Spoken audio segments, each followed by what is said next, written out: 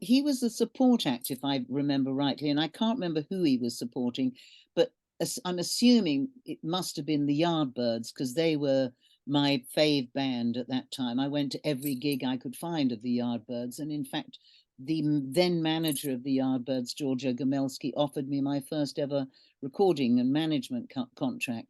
And he came to talk to my father, but it was too young, and so I didn't sign. I suppose I was 13 then. So Bowie was just, I mean, I think I was just watching this thing, this act on stage, but I was, I was more, had leanings for Eric Clapton actually, or later then that turned into Jimmy Page and Jeff Beck. But by this time already, Jimmy Page had played on my first album.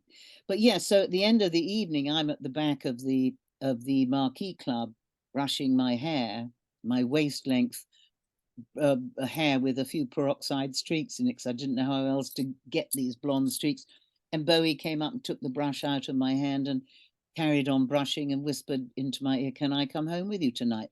So he must have thought I was over age. Well, it didn't really matter, but I said, "Yeah." I mean, as we walked home, because it was about a 20-minute walk from Soho to South Kensington, I remember thinking, well, how am I going to introduce him in the morning?